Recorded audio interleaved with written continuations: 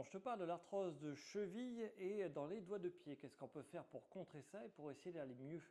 Et si tu as regardé les autres vidéos, sans surprise, tu sais qu'il faut de la souplesse. Et voilà, c'est la clé de tout. Il y a aussi une certaine posture à obtenir pour limiter l'arthrose dans les doigts de pied. Mais d'abord, dis-toi que les doigts de pied, c'est un peu spécifique. On va commencer par ça. Il va falloir faire de la mobilisation. Donc tu vois, je vais attraper mes doigts là, je vais tirer le plus loin possible. Ça va tirer quelque part, et bien simplement je maintiens, puis j'attends que la douleur diminue et passe. Et de la même manière, il va falloir le faire ici en extension. Prendre les deux pieds ici, appuyer et tenir. Donc il y a différentes manières de faire, je te montre celle-là, je te montre une autre juste après. Dis-toi que si tes doigts de pied sont gonflés, pour le faire dégonfler, c'est la mobilité, la mobilisation, le fait de faire des mouvements qui va permettre d'aller mieux. Donc il ne faut pas hésiter, tu vois là je prends et j'amène, ma cheville bouge avec, j'amène tout d'un côté et tout de l'autre. Alors je caricature pour que tu vois à l'image, mais en gros c'est ça. Et après, si c'est pas gonflé, tu maintiens une position, tu vas sentir un étirement, ça va relâcher. À la manière d'une voiture où on relâche le frein à main et on ne va pas casser le moteur si on roule sur l'autoroute, et bien là c'est un peu la même chose. Il faut vraiment que tout soit souple pour que ça fonctionne correctement. Donc une manière de faire, ça va être celle-là. Tu peux aussi, tu vois, te mettre avec, en tenant quelque chose, si vraiment tu es raide et que tu ne peux pas trop bouger, tu peux mettre une pression ici. Et je te montre avec celui-là, ce sera plus facile. Tu vois, je mets une pression comme ça pour vraiment étirer. Et je peux aussi mettre une pression comme ça en m'avançant ici, en essayant de plier un peu, voilà, pour vraiment mettre une pression dans l'autre sens. Donc ça, c'est un moyen d'étirer les doigts de pied. Et si on a des problèmes, c'est vraiment très très raide.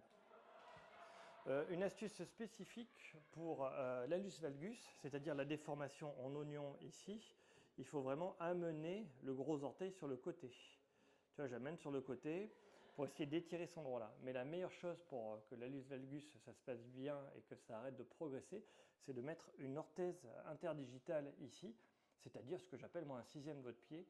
Ce sont les podologues qui font ça. Et en axant correctement le pouce avec la baguette ici, l'os qui est en dessous, le métatarsien, et tu verras que tu auras un arrêt du fait que l'os progresse, parce que tout simplement c'est dans la bonne contrainte.